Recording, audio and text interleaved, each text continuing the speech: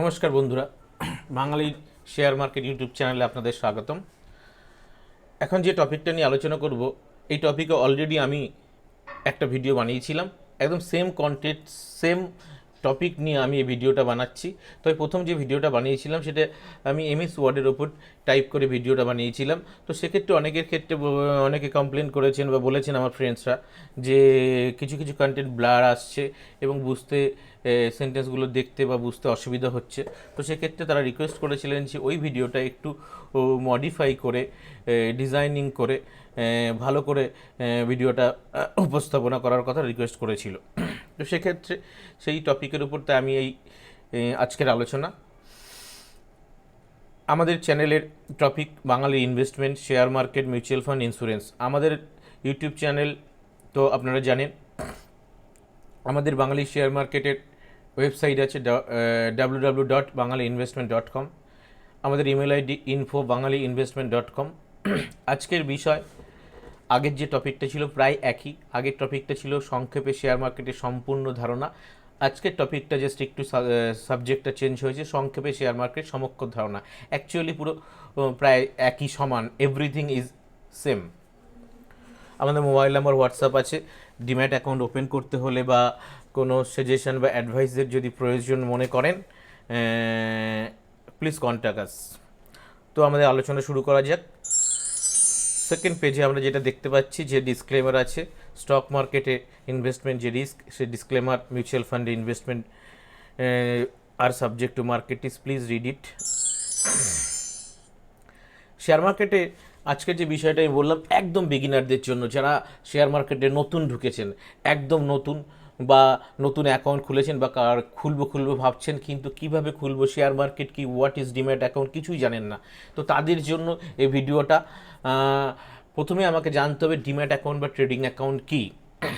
এবার demat account বা trading account জানতে গেলে আমাকে আবার হয়তো আমার মনে প্রশ্ন আসতে পারে যে what is the definition of demat account. দেখুন, ডেফিনেশন যদি বলি what is the demat account, এটা ইংরেজিতে যদি বলা হয়, বাংলায় ট্রান্সলেট আমি করে দিচ্ছি। আর demat account helps investor hold shares and securities in an electronic format. একটা ডিম্যাট অ্যাকাউন্ট আমাদের সাহায্য করে শেয়ার্স এবং সিকিউরিটিজকে ইলেকট্রনিক মাধ্যমে পরিবর্তন করতে। The kind of account is also called a dematerialised account. এই ধরনের অ্যাকাউন্টকে ডিম্যাটেরিয়ালাইজ অ্যাকাউন্ট বলে। এবার ডিম্যাটেরিয়ালাইজ বা ডিম্যাটেরিয়ালাইজেশন কী জিনিস? অ্যাকচুয়ালি কোনো ফিজিক্যাল মোডকে যদি ইলেকট্রনিক্স মোডে ট্রান্সফার করা হয় সেটাকে ডিম্যাটেরিয়ালাইজেশন বা ডিম্যাটেরিয়ালাইজ বলা হয়। তবে এর বিস্তার আলোচনা আছে, দরকার নেই। It is also help to keep proper track of all the investment an individual makes in shares, exchange traded funds, bonds, mutual funds in one place. এটা আপনাকে আরও সাহায্য করে পুরোপুরি ট্র্যাক করতে, নজর রাখতে। আপনার যে সমস্ত ইন্ডিভিজুয়াল ইনভেস্টমেন্টগুলো আছে, যেমন শেয়ার্স থাকতে পারে, এক্সচেঞ্জ ট্রেডেড ফান্ডস থাকতে পারে, বন্ডস থাকতে পারে, মিউচুয়াল ফান্ড থাকতে পারে, এগুলো আপনি পার্টিকুলার একটা অ্যাকাউন্টে অ্যাকুমুলেটেড বাট সেপারেট বা টু ইন্ডিভিজুয়ালি আপনি সব কিছু পর্যবেক্ষণ বা ফলো করতে পারবেন বা সেগুলোকে হোল্ড করতে পারবেন। ইম্পর্টেন্স অফ আর ডিম্যাট অ্যাকাউন্ট। ডিম্যাট অ্যাকাউন্টের গুরুত্ব কি? Digitally secure way of holding shares and securities. ডিজিটালভাবে আপনি সমস্ত রকমের হোল্ডিং, শেয়ার্স এবং সিকিউরিটি হোল্ডিং করতে পারছেন। Eliminates theft, forgery, loss, damage to the physical certificate. দেখুন, আপনার আগেকার সময় একটা সময় ছিল ফিজিক্যাল পদ্ধতিতে সার্টিফিকেট হতো শেয়ারের সিকিউরিটিসের। তো সেটা ইলেকট্রনিক্স মোডে হওয়ার ফলে কী হয়েছে, আপনার চুরি হওয়ার, হারিয়ে যাওয়ার, নষ্ট হওয়ার ভয়টা নেই। এছাড়া আর কি অ্যাডভান্টেজ আছে, কুইক ট্রান্সফার অফ শেয়ার। আপনার শেয়ারগুলো আগে ফিজিক্যাল মোডে আপনার কাছে পৌঁছতে অনেকটা সময় লেগে যেত এনএসি বা বিএসসি থেকে। এটা অনেক দিন আগেকার কথা বলছি, বেশ কিছু বছর আগেকার কথা। কিন্তু আপনাদের ইলেকট্রনিক্স মোডে কয়েকদিনের মধ্যে আপনার ডিম্যাট অ্যাকাউন্টে হোল্ডিং মোডে চলে আসে। তো ডেফিনেশনটা দরকার পড়ে না আমাদের বিগিনার হিসেবে কাজ করতে গেলে। তবু আপনাদের কৌতূহলের জন্য আমি একটু ডিম্যাট অ্যাকাউন্ট কি জানিয়ে দিলাম। তো এই ডিম্যাট অ্যাকাউন্টের সঙ্গে একটা অ্যাকাউন্ট, ট্রেডিং অ্যাকাউন্ট থাকে। ডিম্যাট অ্যাকাউন্টে আমাদের শেয়ার্সগুলো হোল্ডিং থাকে এবং সেল আউট করলে শেয়ার্সগুলো ডিম্যাট অ্যাকাউন্ট থেকে বেরিয়ে যায়। এর সঙ্গে ট্রেডিং অ্যাকাউন্টটা কী জিনিস? ট্রেডিং অ্যাকাউন্ট একটা অ্যাজ এ ওয়ালেটের মতো কাজ করে।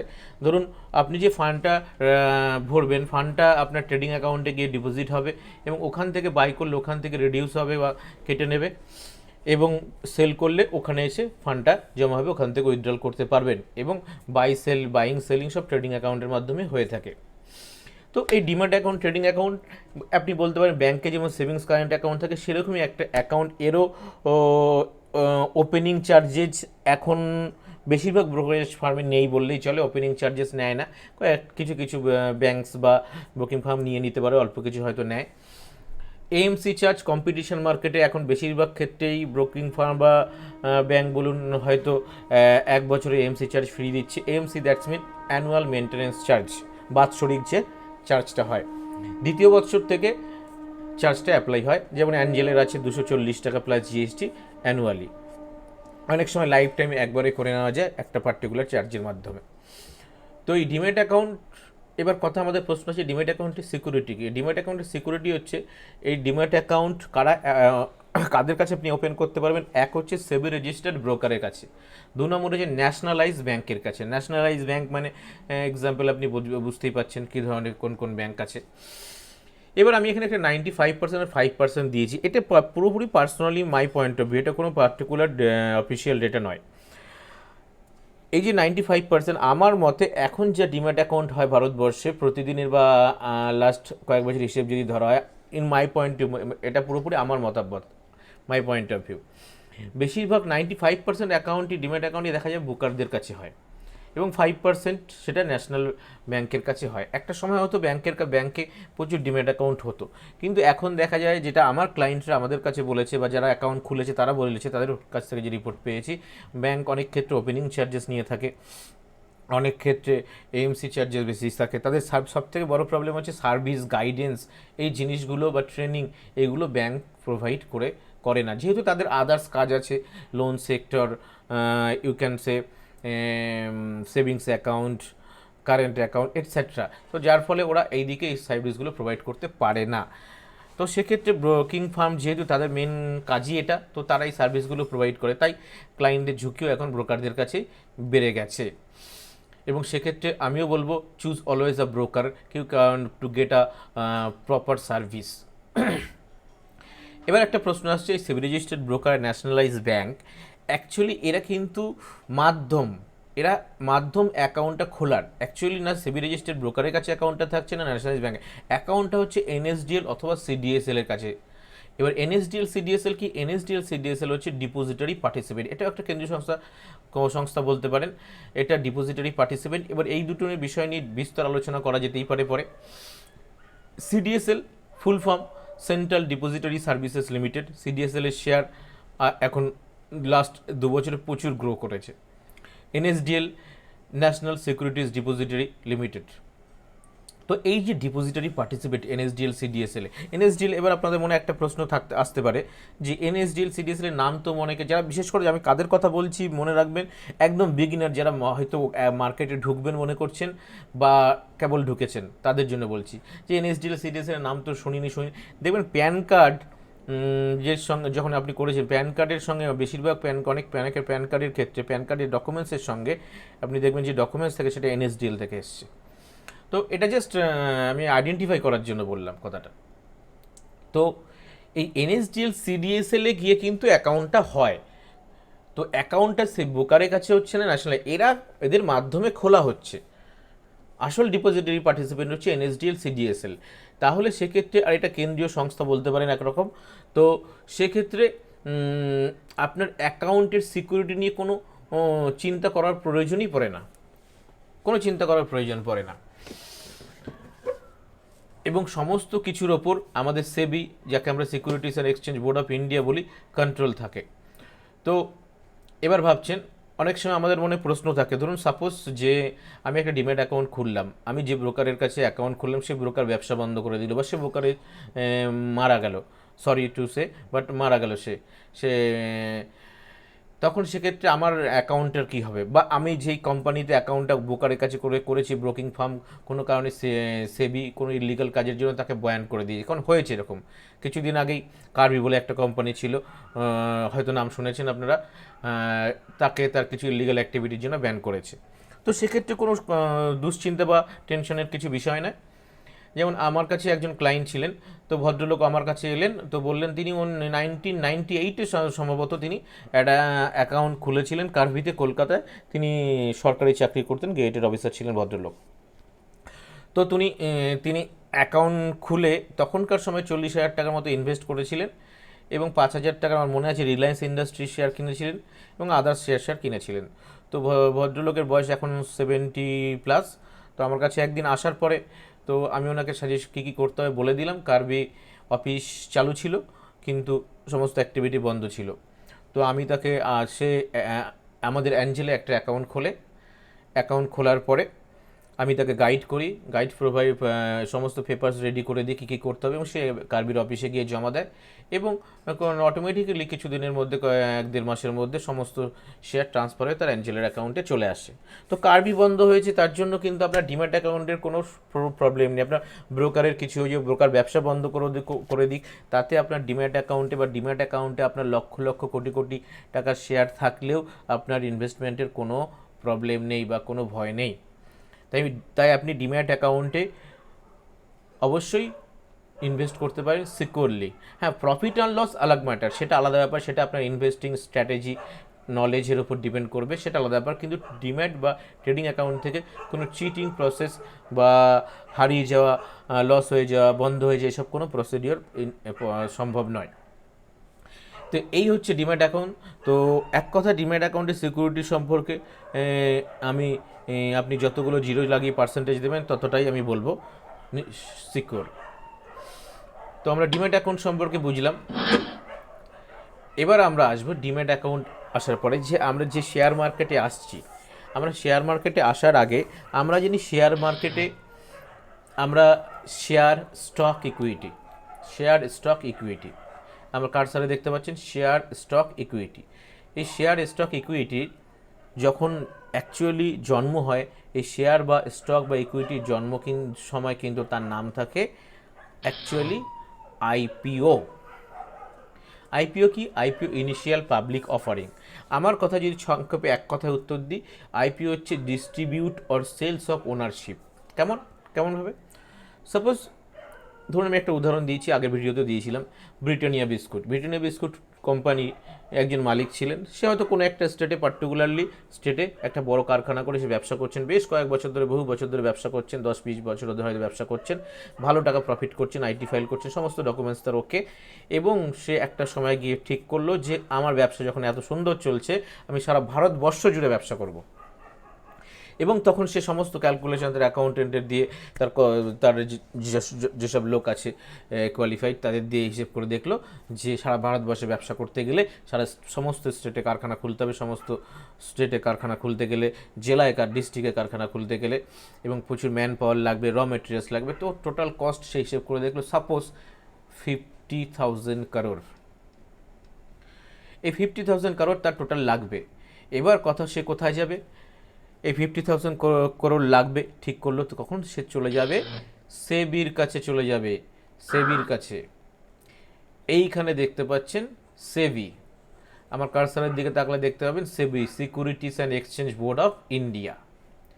এই সেবির কাছে চলে যাবে। সেবির কাছে যাওয়ার পরে সেবি তার সমস্ত প্রসিডিওর ফলো করবে, দেখবে যে ওনাকে এই পারমিশন দেওয়া যায় কিনা 50,000 কোটি টাকা পাবলিকের কাছ থেকে তোলার জন্য। তো সাপোজ আমি ধরে নিলাম সেবি সমস্ত ক্রাইটেরিয়া ঠিক করে দেখলো যে হ্যাঁ, ব্রিটানিয়া কোম্পানিকে দেওয়া যেতে পারে, এরা ব্যবসা ভালো করছে, ভবিষ্যতে ভালো ব্যবসা করবে আশা করা যায়, সমস্ত সিকিউরিটি মেনটেন্যান্স করে সেবি ব্রিটানিয়া কোম্পানিকে পারমিশন দিল 50,000 কোটি টাকা তোলার। ব্রিটানিয়া বিস্কুট কোম্পানি 50,000 কোটি টাকা কোথা থেকে তুলবে? পাবলিকের কাছ থেকে তুলবে। এবার একটা প্রশ্ন আসছে, পাবলিক কেন দেবে টাকাটা? পাবলিক কেন দেবে? এবার তখন ব্রিটানিয়া বিস্কুটের কোম্পানির মালিক বলছে, হ্যাঁ আপনি আমাদের টাকা দিন, তার পরিবর্তে আমি আমার যে মালিকানা ছিল সেই মালিকানার অংশীদারিত্ব দেব। আপনি আমাকে যে টাকা দেবেন তার পরিবর্তে আমি আপনাকে অংশীদারিত্ব দেবো, মালিকানার অংশীদার হবেন, আমি আমার মালিকানার একটা অংশ আপনাকে দেব। আগে আমি একা মালিক ছিলাম, আমি আর একা মালিক থাকবো না। That is IPO, initial public offering, distribute or sales of ownership. Suppose আমি ধরে নিলাম যখন আইপিও লঞ্চ হয়, আইপিও লঞ্চের অনেক লম্বা প্রসিডিওর আছে, তার অ্যাপ্লিকেশন করার অনেক প্রসিডিওর আছে, সেইগুলো কোনো অন্য ভিডিওতে আলোচনা করব। তো নেক্সট কী হবে, আইপিওর ধরুন আমি সাপোজ ধরে নিলাম আইপিওর একটা ফেস ভ্যালু হয় সামান্য 10-20, এটা তারপরে অনেক কিছু হিসেব ক্যালকুলেশনের ব্যাপার আছে। ধরুন আমি একটা আইপিও আমি বোঝানোর স্বার্থে ধরলাম, ভ্যালু ধরলাম আমি আইপিওর ভ্যালু ধরলাম আমি 100 টাকা, 100 রুপিস। এবার তাহলে 100 টাকা হলে আইপিওর কোয়ান্টিটি কত হচ্ছে, আপনি আইপিওর কোয়ান্টিটি এখানে দেখতে পাচ্ছেন। আমি যদি 50,000 কোটিকে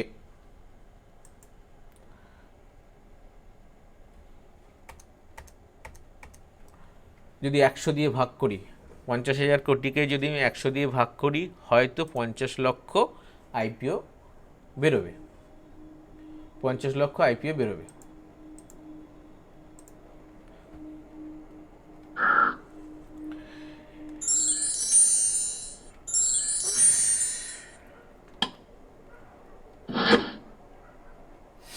তাহলে 50 লক্ষ আইপিও বেরোলো। এই 50 লক্ষ আইপিও কারা কারা কিনতে পারবে? ধরুন এই যে একটু আগে যে আমি আলোচনা করেছিলাম যে যাদের ডিম্যাট অ্যাকাউন্ট, ট্রেডিং অ্যাকাউন্ট আছে, তারা কিন্তু এই আইপিওর জন্য শুধুই অ্যাপ্লিকেশন করতে পারবে, অন্য কোনো লোক কিন্তু অ্যাপ্লিকেশন করতে পারে, ডিম্যাট অ্যাকাউন্ট হোল্ডাররাই একমাত্র অ্যাপ্লিকেশন করতে পারবে। আর এখনকার যুগে ডিম্যাট অ্যাকাউন্ট সঙ্গে আপনার থাকতে হবে ইউপিআই আইডি। ইউপিআই আইডি কিন্তু মাস্ট, আপনার কিন্তু ইউপিআই আইডি লাগবেই এখন। তো এই ইউপিআই আইডি আর ডিম্যাট অ্যাকাউন্ট থাকলে আপনি কিন্তু অ্যাপ্লিকেশন করতে পারবেন। অ্যাপ্লিকেশন করা মানেই কিন্তু আপনি আইপিও পাবেন না, কারণ অনেক সময় দেখা যায় একটা আইপিও যতগুলো কোয়ান্টিটি তার কয়েক গুণ অ্যাপ্লিকেশন জমা পড়ে যায়। হ্যাঁ, তো আইপিও আপনি পেতেও পারেন, নাও পেতে পারেন। যদি আপনার নামে অ্যালটমেন্ট হয়, আপনি তার রেসপন্স পেয়ে যাবেন by email, by message, everything. তো আপনার ডিম্যাট অ্যাকাউন্টে এবং যাই হোক একটা সময় সেই আইপিওটা অ্যালটমেন্ট হলে স্টকের আকারে আপনার ডিম্যাট অ্যাকাউন্টে চলে আসবে। তো যাই হোক এক সপ্তাহ বা পার্টিকুলার একটা ডেট ঘোষণা করা হয়, সেই পার্টিকুলার ডেটে সেই আইপিওটা কী হয়, স্টক এক্সচেঞ্জে আমাদের এনএসি বা বিএসসিতে লিস্টেড হয় সেবির আন্ডারে। তো সেক্ষেত্রে সেই দিন থেকে তার নাম হয়ে যায় শেয়ার, স্টক বা ইকুইটি। তো এখানে যে বিষয়টা আমি বলতে চাইছিলাম যে ক্লায়েন্টসরা যারা অ্যাপ্লিকেশন করবে, ধরুন কেউ একটা আইপিও কিনলো, কেউ দুটো, কেউ 10টা, কেউ 100, কেউ 1000, কেউ 1 লাখ, কেউ 1 কোটি 5 কোটি এখানে করতে পারবে না। 1 কোটি 5 কোটি করতে পারবে না, কারণ আইপিও আমি এখানে দিয়েছি আমি 50 লাখ। তো যেটা বললাম,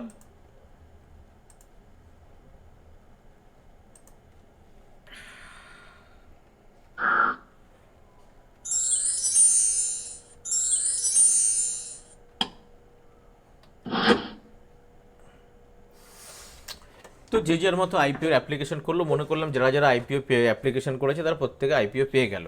এবার আইপিও পেয়ে যাওয়া মানে হচ্ছে ব্রিটানিয়া বিস্কুট কোম্পানির সে ততটা অংশের মালিক হলো। যে একটা আইপিও কিনেছে 50,000, তার মানে এক কথায় বলতে পারেন আগে যে ব্রিটানিয়া বিস্কুটে একজন মালিক ছিল, সেই মালিকটাকে 50 লাখ ভাগে ভাগ করা হয়েছে। এবার যে যতটা অংশ কিনেছে, কেউ একটা, কেউ দুটো, তো কেউ 1 লাখ, কেউ 5 লাখ, যে যতটা অংশ কিনেছে শতকরা হারে সে ততটা ব্রিটানিয়া বিস্কুট কোম্পানির মালিক হয়েছে। এই হচ্ছে আইপিও।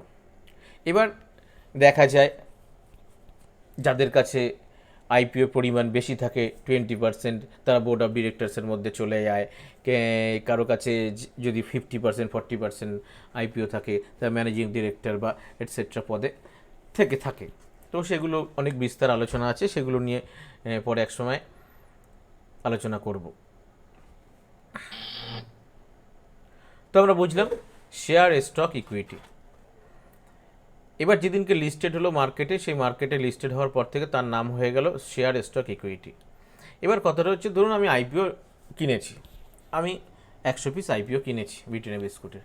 আমি আইপিওটা লিস্টেড হলো, দেখলাম আমি 100 টাকায় কিনেছি, 150 টাকা বা 200 টাকা বা 250 টাকায় লঞ্চ হলো, 90 টাকা তো হতে পারে, কমে হতে পারে, লঞ্চ হলো, লিস্টেড হলো প্রথম দিনে ওপেনিং ইন্ডিয়াতে। আমি ডিসাইড করলাম যে আমি আইপিওটা বেচবো না বা স্টকটা বেচবো না, এটা স্টকে কনভার্টেড হয়ে গেছে, আমি এটা হোল্ডিং করবো, লং টার্মের জন্য আমি ইনভেস্টেড করেছি। তো সেক্ষেত্রে লং টার্মের জন্য ইনভেস্ট করলে আমরা কী কী করতে পারি? কী কী পেতে পারি? 1 dividend, 2 interim dividend, 3 bonus share, right issue, EPS, that's mean earning per share. এগুলো কী জিনিস? ডিভিডেন্ড মানে লভ্যাংশ। ধরুন আপনি যে শেয়ারগুলো রেখে দিয়েছেন, মানে আপনি সেই কোম্পানির মালিক হয়েছেন, তাহলে আপনি ব্রিটানিয়া বিস্কুটের লাভে লসে আপনাকে থাকতে হবে, আপনি মালিক হয়েছেন।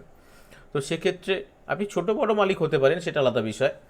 বছরের শেষে ধরুন সাপোজ আমি ধরে নিলাম ব্রিটানিয়া বিস্কুট কোম্পানি 500 কোটি টাকা বা 1000 কোটি টাকা লাভ করেছে, লভ্যাংশ। এই লাভটা কারা পাবে? যারা যারা কাছে শেয়ার আছে তারা প্রত্যেকে পাবে। তো টোটাল লাভটাকে নাম্বার অফ কোয়ান্টিটি শেয়ার দিয়ে ডিভাইডেড করে দেওয়া হয়। এবার দেখা গেলো পার শেয়ার প্রতি লাভ দাঁড়িয়ে গেছে 5 টাকা, 2 টাকা, 4 টাকা বা 10 টাকা, 20 টাকা হতে পারে। ধরুন সাপোজ 20 টাকা ধরে নিলাম পার শেয়ার প্রতি লভ্যাংশ হয়েছে বছরের শেষে।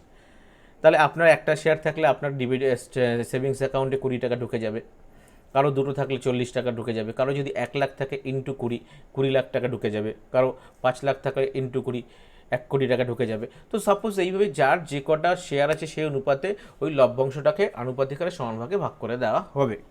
এইটা এক্সট্রা আপনি পাবেন। এছাড়া ইন্টারিম ডিভিডেন্ড, বিস্তৃত বিষয় আছে, শর্টকাট একটা বলি, অনেক সময় বছরের মাঝখানেই লাভ হয়ে যায়। তো কোম্পানি সব ভেবে নেয় যে আমি সারা বছর 6 মাস হয়েছে, এখন 6 মাস অপেক্ষা করবো না, আমি ডিভিডেন্ড ভাগ করে দিয়ে দেবো সেম ডিভিডেন্ডের মতো। তো সেক্ষেত্রে এটাকে আমি ইন্টারিম ডিভিডেন্ড বলতে পারি। আরও কিছু বিষয় আছে। বোনাস শেয়ার, বোনাস শেয়ার কী জিনিস?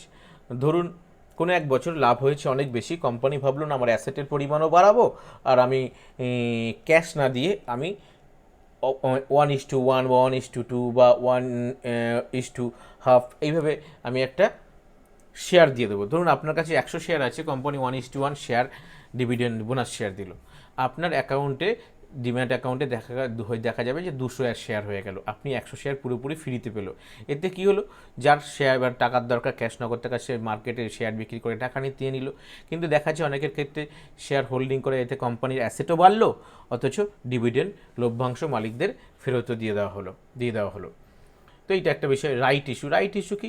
কোম্পানি অনেক সময় ধরুন ভাবলো বিদেশে বা আরও বড় ব্যবসাকে বাড়াবে, তাহলে সেক্ষেত্রে আরও নতুন করে আইপিও লঞ্চ করলো। সেক্ষেত্রে নতুন যে আইপিও লঞ্চ হবে, সেক্ষেত্রে ওই আইপিও পাওয়ার জন্য আপনারা যারা এক্সিস্টিং শেয়ার হোল্ডার, মানে অলরেডি শেয়ার আপনাদের কাছে আছে ওই কোম্পানির, আপনাদের স্বত্বাধিকার থাকবে। প্রথম কথা হচ্ছে আপনাদেরকে আগে দিতে হবে আর অনেক সময় বাইরের নতুন অ্যাপ্লিকেন্টদের যদি 100 টাকা দেয়, আপনাদের হয়তো কিছু কম কনসেশনে আপনাদের দেওয়া হয়। এটা রাইট ইস্যু। এছাড়া ইপিএস বা আর্নিং পার শেয়ার, এটা খুব ভালো জিনিস। ধরুন সাপোজ আপনার শেয়ারটার দাম 100 টাকায় আপনি কিনেছিলেন, আইপিওটা লঞ্চের দিন 150 হয়েছে, পরের বছর আপনি আইপিও শেয়ারটার দাম 200 টাকা হয়ে গেছে, তারপরের বছর 300, তারপরের বছর 400, 500, 1000, 5-7 বছর, 8 বছর, 10 বছর পর দেখা গেলো সেই শেয়ারটার দাম 1000 টাকা হয়ে গেছে। তাহলে 100 টাকার শেয়ারটা 1000 টাকা হয়েছে। এই যে শেয়ারের দামগুলো বাড়া হয়েছে, এটাকে আমরা ইপিএস বলতে পারি। এটা আপনি ভোগ করছেন। এছাড়া দেখা গেলো আপনার 100 শেয়ার অতদিনে 200-300 শেয়ার হয়ে গেছে, বোনাস শেয়ারও পেয়েছেন। তাহলে লং টার্মে রাখার অনেক বেনিফিট আছে, অনেকগুলো সুবিধা আমরা ভোগ করতে পারি। ডিভিডেন্ড, বোনাস শেয়ার, আইটিসি পেতে পারি, এর সঙ্গে ইপিএসও ভোগ করতে পারি। তো আমার দেখা ক্লায়েন্টদের মধ্যে আমি খুব কম লোকেকে দেখিনি অ্যাটলিস্ট এরকমই, যে লং টার্মে টোটাল ইনভেস্টের মধ্যে পোর্টফোলিওতে ওভারঅল লসে আছে। শর্ট টার্মেও খুব কম দেখা যায়। শর্ট টার্ম কী জিনিস? শর্ট টার্ম হচ্ছে যারা ধরুন মোটামুটি আজকে কিনে কালকে বিক্রি করলো 2 দিন, 1 week, 1 month, 3 month, up to 1 year. এই টাইম পর্যন্ত কোনো শেয়ার কিনে যদি এই টাইমের মধ্যে বেচে দেওয়া হয়, সেগুলোকে আমরা শর্ট টার্মের মধ্যে ধরে থাকি। এছাড়া ইন্ট্রাডে বা ডেলি ট্রেডিং কী জিনিস? অনেকে এক শ্রেণীর মানুষ আছে যারা প্রতিদিন কিছু ইনকাম করতে চায় মার্কেট থেকে, অনেক ক্ষেত্রে লসও করে, এবং এই ধরনের ট্রেডারদের, এদের আমরা ট্রেডার বলি, এরা কিন্তু লসের সম্মুখীন হয় বা প্রফিটের সম্মুখীন হয়, তবে লসের সম্ভাবনাটা রিস্ক কিন্তু হাই রিস্ক থাকে। সে সকালবেলা স্টেট ব্যাংকের 100 শেয়ার কিনলো, সাপোজ 500 করে কিনলো, একটু বেলার দিকে তার 10 টাকা বাড়লো, সে বিক্রি করে দিল, 1000 টাকা প্রফিট নিয়ে সে বেরিয়ে গেল ওই ট্রেডটা থেকে। তো এইগুলো আজকে কিনে আজকেই বিক্রি করা, এই ধরনের ট্রেডিংকে আমরা ইন্ট্রাডে ট্রেডিং বলি বা ডেইলি ট্রেডিং বলি। তো আমরা স্টক মার্কেটে শেয়ার, স্টক, ইকুইটি বুঝলাম, লিস্টেড হওয়ার পরে আমরা সেই শেয়ারগুলো থেকে কী কী পেতে পারি যদি আমরা শেয়ার হোল্ডিং করি। শর্ট টার্ম ট্রেডিং কী সংক্ষেপে বুঝলাম, এর অনেক বিষয় আছে। শর্ট টার্ম ট্রেডিংয়ের মধ্যে আপনি সুইং ট্রেডিং, পজিশনাল ট্রেডিং, এই ধরনের আরও কিছু বিষয় আপনি শিখবেন বা জানবেন আগামী দিনে। ইন্ট্রাডে বা ডেইলি ট্রেডিং কী জিনিস আমরা বুঝলাম। এবার আমরা নেক্সটে যাব। আমি একটু আগে আলোচনা করেছিলাম যে SEBI, securities and exchange board of India. এই SEBI, securities and exchange board of India, এর আন্ডারে আমাদের দেশে দুটো স্টক মার্কেট আছে, অন্য অন্য মার্কেটও আছে, সেগুলো নিয়ে পরের আলোচনার বিষয়। ধরুন স্টকের ক্ষেত্রে দুটো মার্কেট, এক হচ্ছে, আরও আছে কলকাতা স্টক এক্সচেঞ্জ, এগুলো মানে ভ্যালু বা ভলিউম খুবই কম, তো সেগুলো নিয়ে আলোচনার বিষয় নয় এখানে, বা দরকারি প্রয়োজনও নেই। তো প্রধানত দুটোই স্টক এক্সচেঞ্জ, একটা হচ্ছে এনএসি, দুই হচ্ছে বিএসসি। এনএসি আমরা কি জানি, এনএসি হচ্ছে ন্যাশনাল স্টক এক্সচেঞ্জ, আর বিএসসি হচ্ছে বম্বে স্টক এক্সচেঞ্জ। আমার কার্সারের দিকে ভালো রাখবেন। দেখুন, এনএসি টপ 50টা শেয়ারকে আমরা ব্লু চিপ কোম্পানি বলে থাকি, আর বিএসসির ক্ষেত্রে টপ 30টা কোম্পানিকে ব্লু চিপ কোম্পানি বলে থাকি। ঠিক আছে, এই ব্লু চিপ কোম্পানিগুলো কিন্তু চেঞ্জেস হয়, সেম 50 হয় না, প্রত্যেকের ভলিউম বা ভ্যালুর ওপর ডিপেন্ড করে এই 50 কোম্পানি কিন্তু চেঞ্জেস হয়, নিচে বিএসসি 30 কোম্পানিও চেঞ্জেস হয়। ক্যাপিটালাইজেশনও একটা বড় ফ্যাক্টর রাখে। ক্যাপিটাল কাকে বলে? কোনো কোম্পানির, ধরুন কোনো কোম্পানির ক্যাপিটাল যদি আপনি ক্যালকুলেশন করতে চান, টোটাল নাম্বার অফ শেয়ারকে একটা কোম্পানির, বা যেটা আইপিও লঞ্চ করেছিল, নাম্বার অফ শেয়ারকে মার্কেট প্রাইস অফ শেয়ার, ওই শেয়ারটার যে বর্তমান দাম রয়েছে এটা দিয়ে যদি মাল্টিপ্লিকেশন গুণ করেন আপনি, তাহলে যে ভ্যালুটা বেরোবে সেটা হচ্ছে সেই কোম্পানির ক্যাপিটাল। এই ক্যাপিটাল অনুযায়ী, সম্পত্তির পরিমাণ অনুযায়ী কোম্পানিগুলোকে 3টে ভাগে ভাগ করা হয়, লার্জ ক্যাপিটাল বা large cap, mid cap, small cap. তো এই সেবি এই 3টে জিনিস আলোচনার বিষয়, কারণ এই ব্লু চিপ কোম্পানিগুলো এই ক্যাপিটালাইজেশনের ওপর বেস করে অনেকটা তৈরি হয়। তো সেবি কি বললাম, সেবির আন্ডারে আমাদের দুটো স্টক এক্সচেঞ্জ,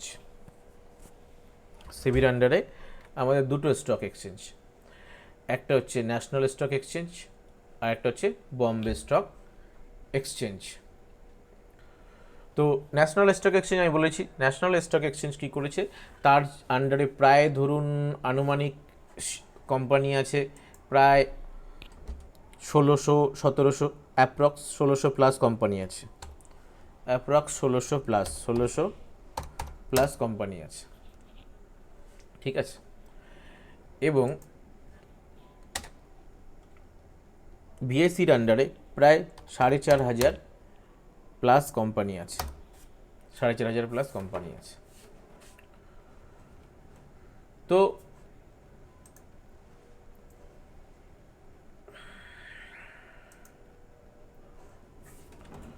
সাড়ে 4000 প্লাস কোম্পানি আছে।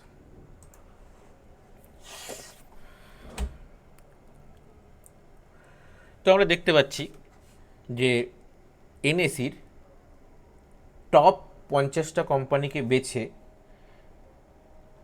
এবং বিভিন্ন ক্যালকুলেশন, যে ক্যালকুলেশনের দায়িত্বে আর একটা সংগঠন থাকে, তার নাম হচ্ছে ক্রিসিল। ঠিক আছে, এটা একটা কেন্দ্রীয় সংস্থা। তো এই ক্যালকুলেশনের ভিত্তিতে একটা ইন্ডেক্স তৈরি করা হয়েছে। ইন্ডেক্স মানে কী জিনিস আমি আগেই বলেছিলাম, ইন্ডেক্স হচ্ছে সূচক, ইন্ডেক্স হচ্ছে সূচক। তো এনএসির যে ইন্ডেক্স বা সূচক তৈরি করা হয়েছে তার নাম হচ্ছে নিফটি 50, পুরো নাম S&P CNX নিফটি 50। আর বিএসসি, বম্বে স্টক এক্সচেঞ্জ, যেখানে 4500 প্লাস শেয়ার আছে, তার ইন্ডেক্সের নাম দেওয়া হয়েছে সেন্সেক্স। তো আমরা যখন মার্কেটে ঢুকি, সহজে আমরা এনএসি বিএসসি সবসময় আমরা বলি না, আমরা শর্টকাটে আমরা মার্কেটে ঢুকে কম্পিউটার বা মোবাইলে চেক করি কি ফার্স্ট, যে এনএসির স্টক ইন্ডেক্স নিফটি 50, নিফটি কত যাচ্ছে এখন, আর সেন্সেক্স কত যাচ্ছে। নিফটি মানে আপনার মাথায় ঢুকিয়ে নিতে হবে, সেটা হচ্ছে ন্যাশনাল স্টক এক্সচেঞ্জ। আর সেন্সেক্স দেখবেন, সেন্সেক্স যখন চেক আউট করবেন দেখবেন যে বুঝে নেবেন সেটা বম্বে স্টক এক্সচেঞ্জ। এই মুহূর্তে আমি যখন এটা লাস্ট যেদিন করেছি, ভিডিওটা বানাচ্ছি, তখন নিফটি চলছে 17,153, 17,153, এবং -69.75 নেগেটিভ চলছিল মার্কেট, যেটা শতকরা 0.40%। এই নাম্বারটা দেখে আমরা কি বুঝতে পারছি, যে নিফটির যে ইন্ডেক্স 17,153, -69, তার মানে নেগেটিভ আছে, মানে এর আন্ডারে যে শেয়ারসগুলো আছে তার বেশিরভাগ শেয়ারস আজকে নেগেটিভে ছিল। ওভারঅল ক্যালকুলেশন করলে তো মার্কেট একটা নেগেটিভ ট্রেন্ডে ছিল। তো শর্টকাটে আমরা এটা বুঝতে পারি, কারণ প্রত্যেকটা শেয়ারের প্রাইস আমাদের সবসময় ফলো করা সম্ভব নয়। বিএসসির ক্ষেত্রে দেখুন, বিএসসির ক্ষেত্রে সেন্সেক্স 57,362.20, 57,362.20, -23320, 233.20 মাইনাস ছিল, 0.41%, যেই মুহূর্তে ভিডিও বানিয়েছি।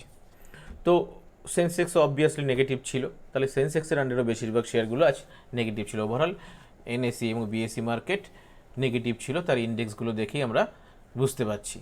তার মানে আমরা আজকে যদি ফলো করি এই বেশিরভাগ শেয়ারকে দেখবো আমরা নেগেটিভে ছিল। এটা সহজে মার্কেটকে বোঝার একটা ট্রেন্ড। সাপোজ আমি আপনাকে দেখাচ্ছি, ধরুন আপনি এখানে ফলো করুন টিসিএস, একটা শেয়ারের দাম 3,758.75, আজকের দিনে 18 টাকা 80 পয়সা বেড়েছে, 0.50% বেড়েছে। ব্রিটানিয়া বিস্কুট, একটা শেয়ারের দাম 3230 টাকা 65 পয়সা, 24 টাকা 25 বেড়েছে, শতকরা 0.76% বেড়েছে। এশিয়ান পেন্ট 3114 টাকা 15 পয়সা, 34 টাকা 20 পয়সা বেড়েছে, 1.11% বেড়েছে। রিলায়েন্স 2655 টাকা 85 পয়সা, 21 টাকা 10 পয়সা বেড়েছে, 0.80%। এরকম আপনি সমস্ত শেয়ারের দাম দেখতে পাবেন। সাপোজ ভারতী এয়ারটেল 758 টাকা 50 পয়সা, 3 টাকা 55 বেড়েছে, 0.47% বেড়েছে। Axis bank, আইসিও, Wipro, state bank 508 টাকা 20 পয়সা, 14 টাকা 65 পয়সা, 2.9095% বেড়েছে। তো ওভারঅল যে বিষয়টা বলতে চাইছি যে এরকম প্রত্যেকটা শেয়ার আছে, প্রত্যেকটা শেয়ারের প্রাইস আছে, প্রত্যেকটা শেয়ার আমি যখন ফলো করতে পারবো না, তখন ওই মার্কেটকে এক কথায় কী ফলো করবো, মার্কেটকে এক কথায় আমি ফলো করব ইন্ডেক্স। ইন্ডেক্সকে দেখেই মার্কেটকে বুঝিয়ে মার্কেট নেগেটিভে আছে না পজিটিভে আছে।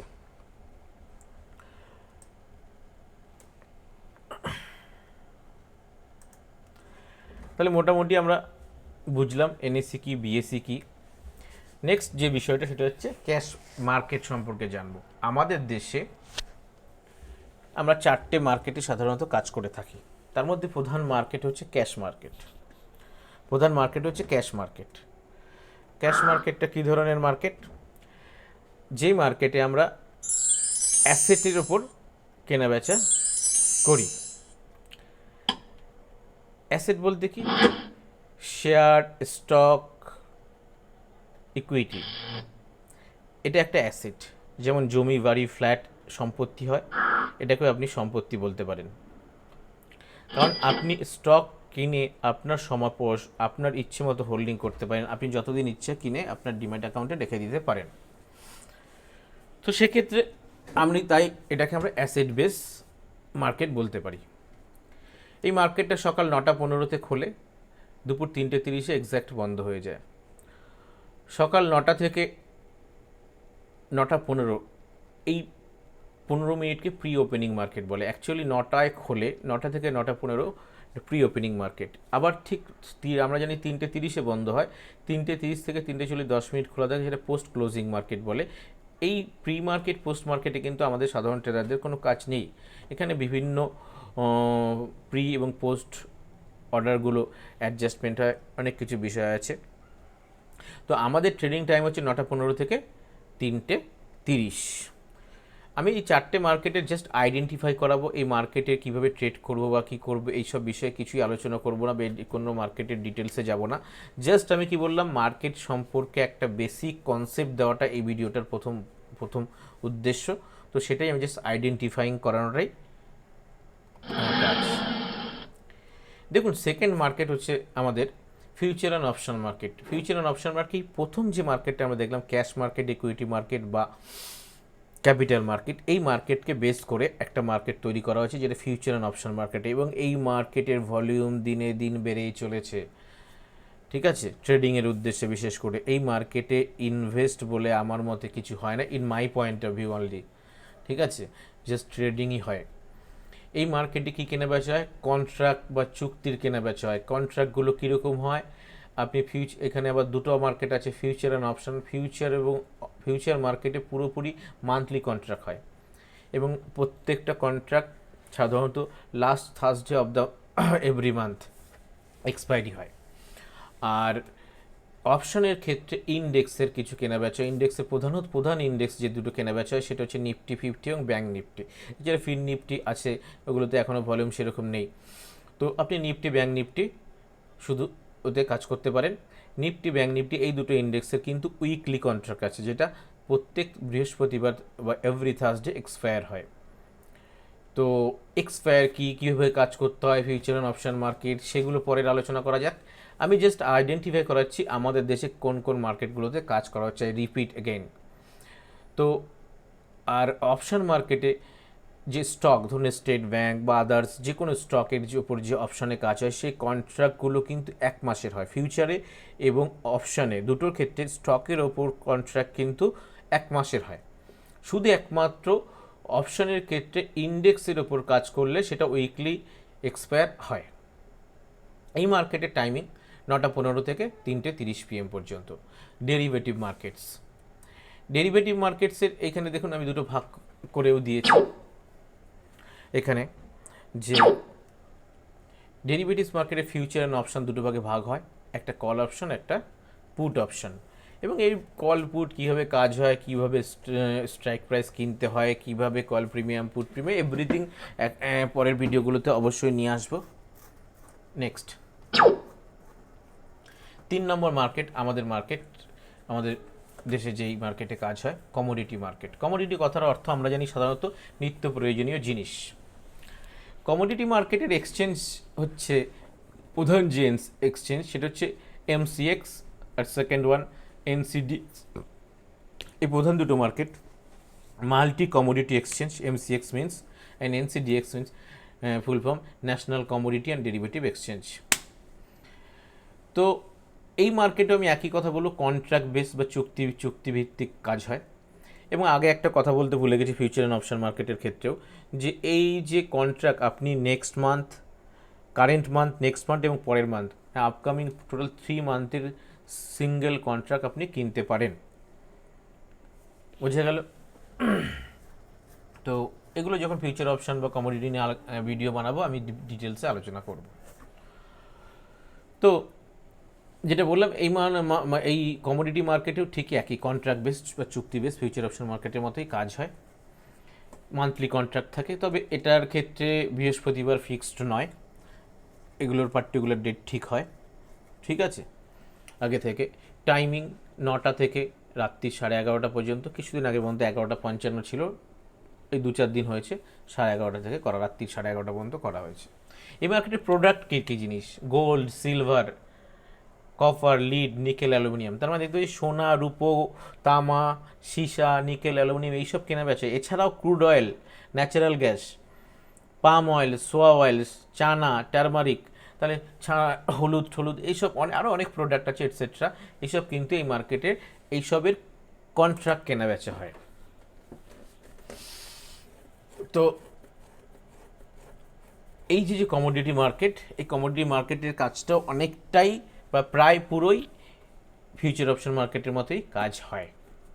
তো আমরা কমোডিটি মার্কেট সম্পর্কে জানলাম। লাস্ট ওয়ান একটা মার্কেট সম্পর্কে আমরা জানবো, সেটা হচ্ছে কারেন্সি মার্কেট। কারেন্সি, কারণ আমরা সবাই কারেন্সির পিছনে ছুটে বেড়াই। কারেন্সি বেস, এটা হচ্ছে কন্ট্রাক্ট বেস বা চুক্তিভিত্তিক মার্কেট। এটা monthly contract, rupees, dollar, euro, pound, JPY etcetera ভারতীয় মুদ্রার সঙ্গে বিভিন্ন বৈদেশিক মুদ্রার কেনাবেচা বা কন্ট্রাক্টের কেনাবেচা হয় এখানে। আপনি এখানে দেখতে পাচ্ছেন। তো এই মার্কেটের টাইমিংও একই রকম, সকাল 9টা থেকে। এই মার্কেটের টাইম সকাল 9টা থেকে বিকেল 5টা।